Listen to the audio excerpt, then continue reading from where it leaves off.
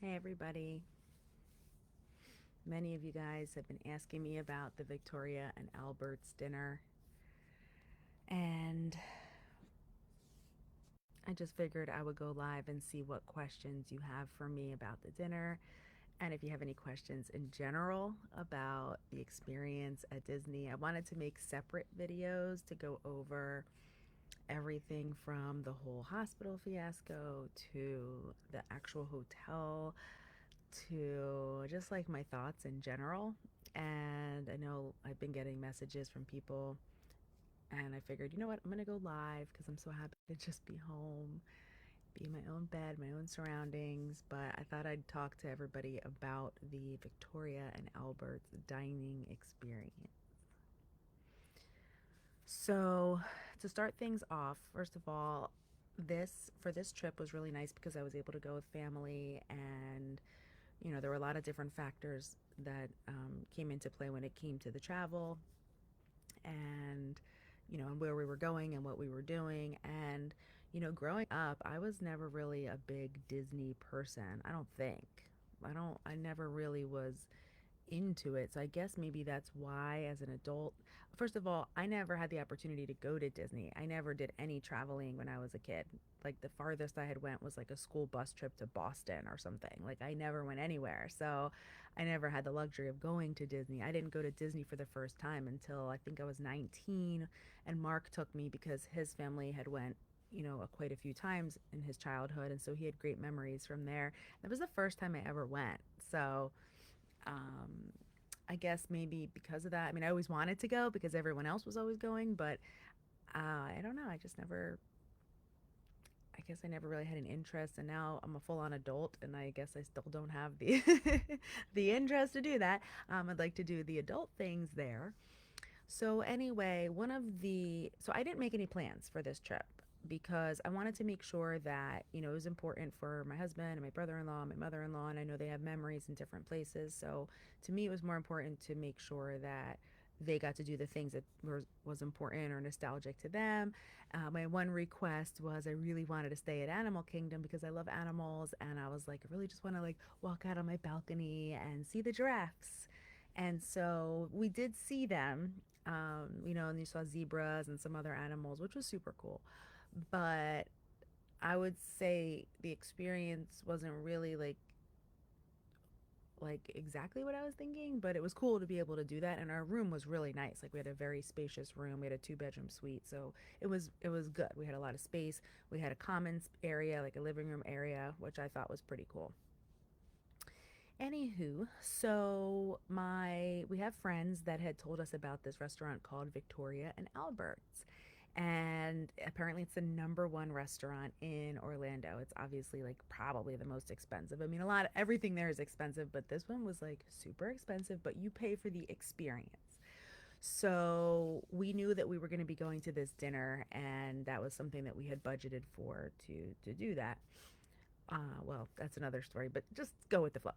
So basically, we told them in advance, we had certain dietary restrictions and things, and it's cool because obviously, with that type of price tag and that type of restaurant, they accommodate pretty much everything. So we got there for the first seat. Well, I don't know if it was the first seating. We were probably like one of the first people there. We had a 5:40 dinner reservation. And first of all, prior to that, we met a lot of people on like the monorail and on the buses. And, they were like, oh, well, what plans do you have? And we were like, oh, we're going to this place called Victoria and Albert's. And they're like, oh my God, like, I've always wanted to go there. I've tried to get a reservation there so many times. And I've tried to get a reservation there so many times, and it's always packed. And they were like, I can't get in there. The one lady's like, I stay at the Grand Floridian and I go every 3 months and I can't get in there. And I'm like, what?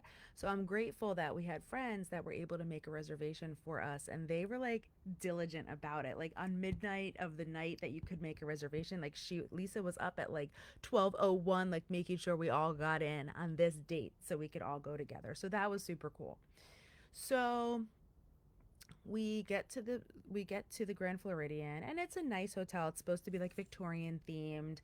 I mean, like, I don't know, they're under construction. So the actual hotel themselves is under construction. We did go into one of the gift shops and we told the guy, he knew that we were going to Victoria and Albert's by the way that we were. Thanks, Layla. I can't wait to tell you. Basically, he's like, "Oh, are you guys going to Victoria and Albert's?" I'm like, "Yeah," because it was like fancy and like I was dressed up, and they have this whole thing about a dress code. So to go back a little bit, they used to, which they just recently changed, they used to have this thing where you had to wear a jacket. And Mark was like, I do not want to go. I'm not going on vacation and bringing a jacket with me. And Mark's a big guy. So for him to have a big jacket and then like he wears a size 14 shoe. So like to have another pair of shoes and a jacket and a whole thing, it takes up all this extra space. He literally complained about it. Like, he's still complaining about it. Like, it's I guess it's a guy thing because I'm like, hell yeah, I can't wait to dress up and go to this fancy dinner and like wear my dress and like heels because you're wearing sneakers, especially when you have a 5-minute walk to your room every day each way to the elevator. Like, you can't wear heels ever. Anyway, so I was excited to get dressed up and go out and go to this experience. So we get to the Grand Floridian, and Mark actually dressed up. He had a freaking boot on his foot because he had an infection in his toe. And unfortunately, in my party, like nobody else wanted to go in his place. And he was like stuck having to go. And he was all uncomfortable. He was uneven walking. We couldn't get a scooter. It was like, you guys don't even know. It was like, that was such a horrible experience. Anyway, so we get to the Grand Floridian, we meet our friends, we walk in. Now, I just want to set this up for you. If you read what it says here, it says, a serene setting to savor. Dine under the Grand Rotunda Dome in the dining room at Victoria and Albert's. This elegant space is reminiscent of a garden, from its Victorian themed murals and wall coverings to the graceful flowers and butterflies that adorn the ceiling. And you're like, oh my God. Settle in for this delectable dining experience with world class service and thoughtful touches from beginning to end. And you're like, wow, oh my gosh. And meanwhile, when we got there, we went into the gift shop and the guy knew that we were going to Victoria and Albert's. And he goes, oh, they just did this renovation. Like, I can't wait for you guys to see it. And I'm thinking, damn, I can't wait to see it either. Like, to me, it was so cool. It's this like number one restaurant, and and also they did a renovation, so we're like there, like we're like new, and I like when things are new and fun, and I was exciting about it. It also says choose from 2 different tasting menus, blah blah blah, and I'll show you guys that too. And there's also, we didn't do it, but they have a wine pairing, which is cool, and they have a zero proof beverage pairing, which I read that ahead of time, and I'm like, damn, I should have done that because I'm not a big drinker. I don't really like to drink, so I probably would have liked that. Okay, so to give you an idea, they give you these envelopes. They first of all they brought us into the room, and I'm expecting this beautiful ambiance. And guess what? You saw the video. Like, could you put a painting on the wall? Can you put a mural? Can you hire Heather Deegan Hires to come out there? I mean, can you do something? Where's the butterflies that and then like not for nothing, but like the furniture looked old and dated. And I was like, okay. But anyway, they brought us to the table. It was very, they had all the workers help, everyone's helping. And then it was the other thing I thought was cool was they had a little stool like seat next to the ladies' seat so we could put our purses. So I thought that was a nice touch because I was thinking, where do you put your purse? On the table, on the thing. So anyway, that was cool. And then they hand you, and actually um, I wanted to go through my screenshot of my pictures because it was kind of cool the way that it was, but I want to make sure I show you in order. Okay, so then what happens is they hand you this envelope. Now, apparently, the last time our friends went, their name was on the menu. So essentially, wait, which one's which? Okay, so this is mine and it has my name, right? And then you open it, and the cool thing is there's 2 different menus. Now, we had told them no shellfish or pork. There was a slight discrepancy because my husband doesn't eat meat either, so that was like one extra thing, but whatever. Okay, so if you look at the 2 menus, they're virtually the same menu that they give you, and then they allow you to choose which one would you like for the evening. Now, there is the dining room menu, which is still really nice, right? This dining room menu is $295, okay? That's not including the drinks, just for that dining menu, okay? Or if you're feeling fun, you could get the chef's menu, and it's called the chef's designation menu. Okay, and it shows you all of the courses. Essentially, it's the same exact menu, just with a few extra goodies. And it's like, if you're already going, you just get the chef designation because, like, whatever, dude. When are you gonna ever have the experience again? So, anyway, I thought it was a pretty cool menu, and it looks really nice, and it's $375, okay, per guest. Okay. Mark's like, don't tell anybody how much money. It's all online. Like, you could see how much it is. Like, it's not like a secret. And who cares? Like, it's important for everybody to know because you have to be prepared for these things. Now, so the cool thing was they started us off with this warm apple cider. And, yo, it was good. I'm not gonna lie, but it was too small of a bite. So basically, let me show you guys. You can kind of see I was drinking that, and it was really good. Like, I would totally get the apple cider again. Like, if I could just get that, I actually almost just wanted that as my drink. But they had this really cool, I guess it was like an iPad where you can see. The thing is, it's kind of like they're going for the wow factor, and there were a few things that were a wow factor, but it was like, is it worth one of those? So one of them is on the drink menu is on an iPad. So essentially, let me see if I can show you this. I kind of messed up because I kept tapping the wrong area of the screen. But you see, you tap on the person's face, and when it opens, it tells you cocktails or beers or teas or anything. So essentially, it was like a cool experience because you get to like open up the cocktail menu on this iPad, and it makes it fun. So I ordered this cocktail called the Solerno Espumante, which was like a blood orange liqueur. And I didn't really know, like, I just wanted something sweeter, but not like too sweet. And so I ordered that. But the one thing that sounded good was this hot fashioned, which is like an old fashioned. But I'm glad I didn't get it because they wound up bringing it out to the table later, and it was very strong. So, but the way that they present it is just cool. Like, if you're going for like cool factor, it was cool. Then they brought out three little appetizers that were all one bite each. Now, the thing is that not only were they one bite each, but they told us to use our hands, which I was like, okay. Like, I don't mind using my hands, but, like, you expect some sort of, I don't know, elevation in a restaurant like this. But I'm like, okay, well, when in Rome, if we're using our hands, we're using our hands. So I didn't get to put the full video in, but you can kind of see on like a fast forward. And they also give you a towel so you can wipe your hands, obviously beforehand. And then, and everything is a one biter. So that was cool. I didn't put the whole video in my video because I tried to put like snippets of everything. The other thing I thought was cool was the way that they plated some of the appetizers.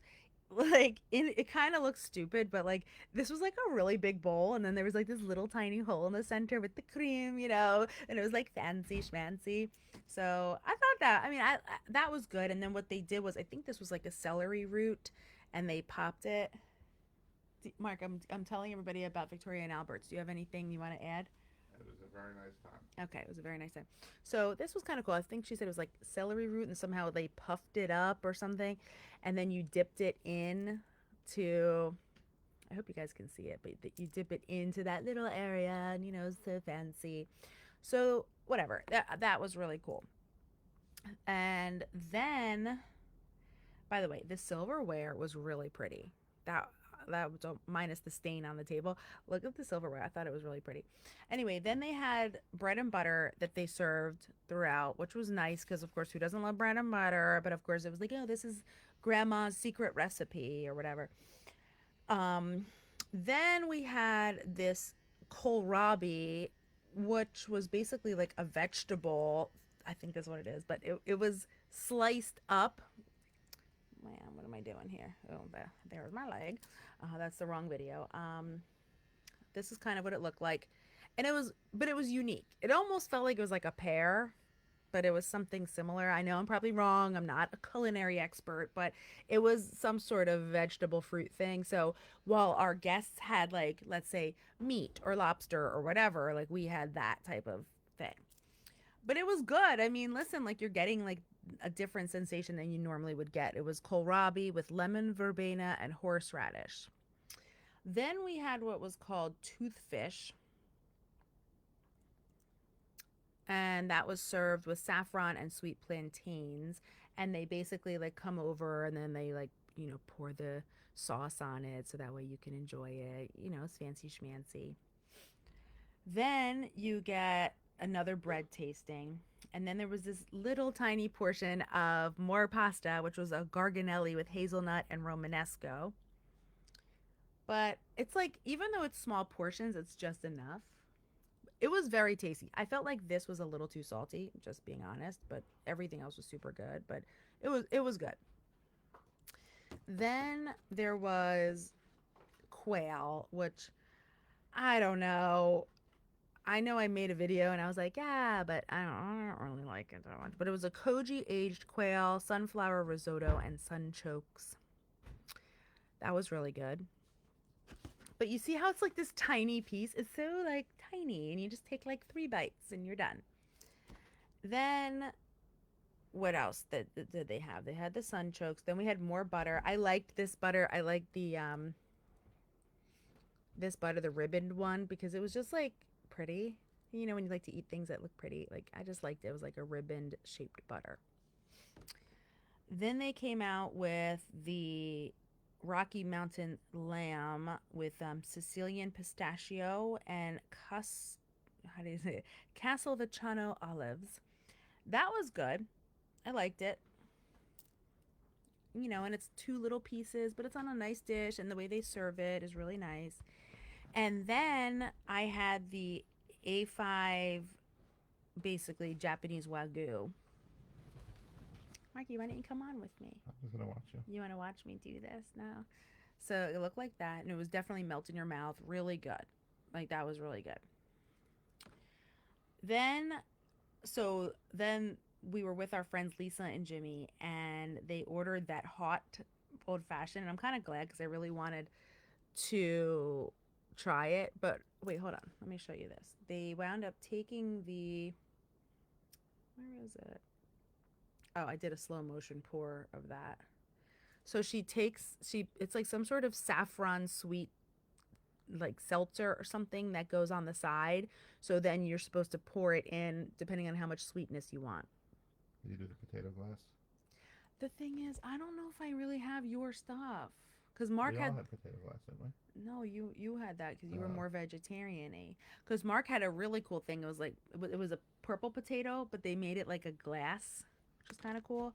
I didn't really get that. Then they came out with this big bowl, and it was kind of cool. Like, I was thinking, I'm like, I kind of like the serving style of it, but it's just a big bowl with a flat top, and then they put like a couple different like cheeses and a cracker and stuff and a fruit. And then came dessert. So we had like, this was like a meringue of sorts.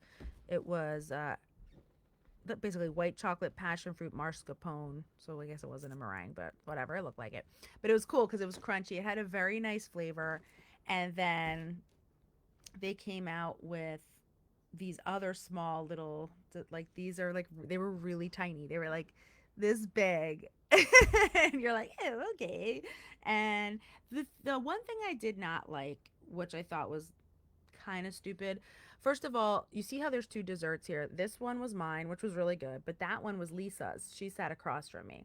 We had 2 different desserts. Now, when the waitress came out, she was like, you guys have 2 different desserts, but they're very similar. So I thought when she said that, it was kind of like whatever I had was the same ingredients that she had, but they just like twisted it, and so one of us had one thing and one of us had another.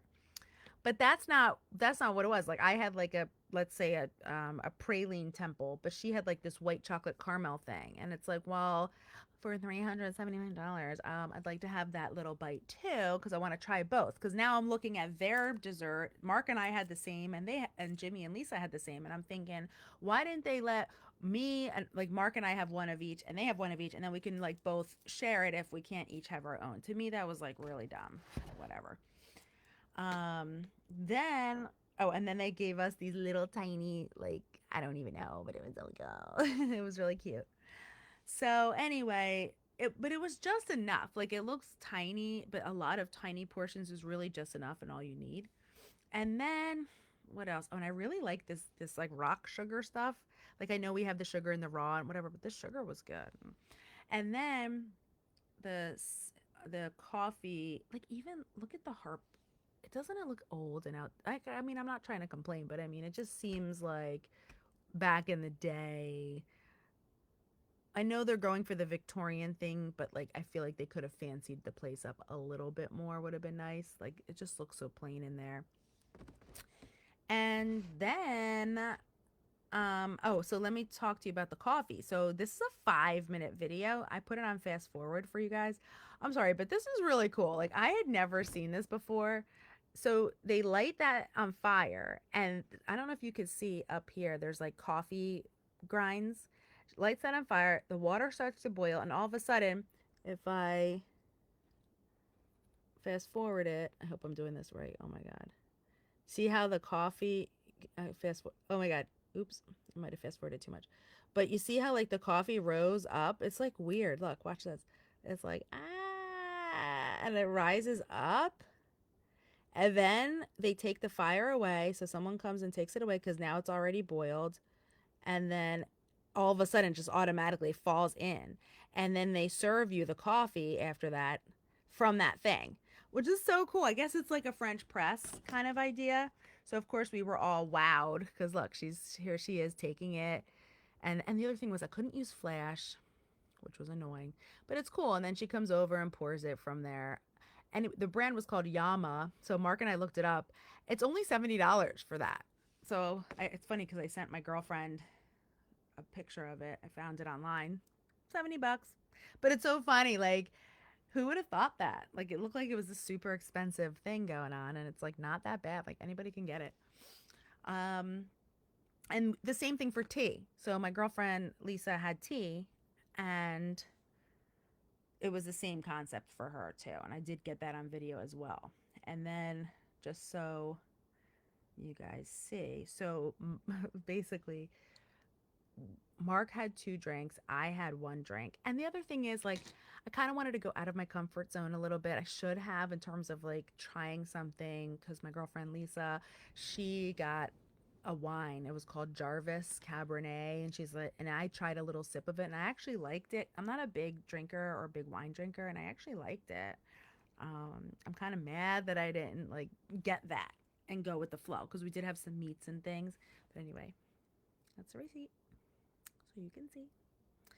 So it's expensive. Um, by the time you leave a tip and everything, you know, it's up to you if you want the experience. In my opinion, yeah, Layla, isn't it cool? You gotta get it. I want to get it for you. It's only $70. In my opinion, it's not worth the money. If you've never had that experience before, maybe you'd want to do that in Disney. But if you live here, like near me, you could literally have like, you could join the La Chaîne de Rôtissiers, which is the group that I'm a part of, and have a dinner like that for $200. Like you don't need to spend $375 plus drinks. You can have a dinner with pairings and an elevated experience right here in our area. Like you don't have to go there. And that was kind of like the theme I was seeing in terms of like even at Epcot. I know it's probably the unpopular opinion, but I just feel like I didn't see anything that wowed me. There was nothing that made me feel like, oh wow, like I have this cool experience here. I don't know. I don't know if I'm jaded or what, or maybe, I just need someone to tell me exactly where to go and I just wasn't seeing the right things. But mm, I don't know. But anyway, back to Victoria and Albert's. It's definitely an experience. If you're going to Disney and you want to have that elevated upscale experience, whatever, do it once in your life. Have fun, but you have to make your reservation at least 60 days in advance. So that's just that would be my only advice to you. And I'm going to look on their website now too to see if they have anything else. Reservations, you can call, know before you go. Also, too, it says for their dress code, it is an exquisite and intimate upscale dining experience and the culinary crown jewel of Walt Disney Resort. I won't go that far. Anyway, guests are expected to dress accordingly in semi-formal and formal attire that respects the restaurant's elegant and opulent aesthetic. Also, in order to do any reservations in Disney, you have to put a credit card. So you're going to have to put your credit card. So if you don't cancel, you're going to get charged in full unless you cancel more than 5 days after. It says a $100 per person cancellation fee will apply for cancellations within 5 days of the reservation. The full price will be charged for no shows or cancellations within 24 hours. So don't make the reservation unless you know for sure that you can do it. It says that Victoria and Albert's is the winner of a prestigious AAA 5 Diamond Award every year since 2000 and the Forbes Travel Guide 5-Star Award. It is the premier restaurant at Walt Disney World Resort. You could delight in contemporary American cuisine, splendid wine, and zero-proof pairings, and personalized service. The wait staff was really good. The one waitress kept making all these jokes that were like so dumb. Like I feel bad. She was nice. I asked her, I'm like, how long have you been here? She said 12 years. So I know she's like used to it because you can tell she was super professional. She knew how to pour the wine and she knew how to do all the things. But like the one guy we were with, this is the other thing. You're not allowed to talk to the other tables. Like you're not allowed to you're almost like not even allowed to talk to your own table. Like their son and family were at another table and we were not allowed to talk to them. Like we kind of did like a wave. Isn't that weird? Like and also you can only do tables of 4. Like you could do a table of 2 and a table of 4. But if let's say there's 6 of you, you cannot be accommodated. And let's say 4 of you get one table and 2 of you get another, you're not allowed to talk to them. It's so weird. And it's not like, and the other thing is like on the property, when you look outside, it's really pretty. It's like gorgeous in the back of the restaurant. Why are we paying all this money to be in this enclosed circle with no ambiance, no windows, no garden, no nothing? Like it's so odd to me. Then when Mark and I were leaving, we were sitting waiting for our taxi and we literally, I wish I had my camera out. We saw the valet. You can't even make this stuff up. The valet was driving in like a customer's car, pulling up to into the porte cochere, and then lightly taps another valet guy standing there, like thinking it's funny because that's what guys do. And so the one guy's standing there, they're young, and the other guy's in a customer's car and like taps the guy, and the guy like looks like he's falling, and then they laugh. And then the valet guy parks the car and gets out, and they're like laughing, like, "Oh, dude, that's funny." And then meanwhile, then here come the people coming out to their car. They have no idea that the valet literally just took their car and like hit a person with it. It was just weird. Mark and I were like, "Wait," because this whole trip was you can't make this up. So it was just funny. Anyway, I was literally in the middle of writing my Shore Local update, and I'm like, I have to go live and talk to everybody about this. But I want to come back live. This is already a long enough video as it is, but I do want to come back and talk about Animal Kingdom, and I want to talk about the hospital fiasco and some of the things that I think are just wrong with the overall experience that we had. So I'll be back, but I just wanted to talk about Victoria and Albert. So thank you guys for watching. And if you have any questions, I'll try to answer them in a timely manner for you. Okay. Bye, everybody.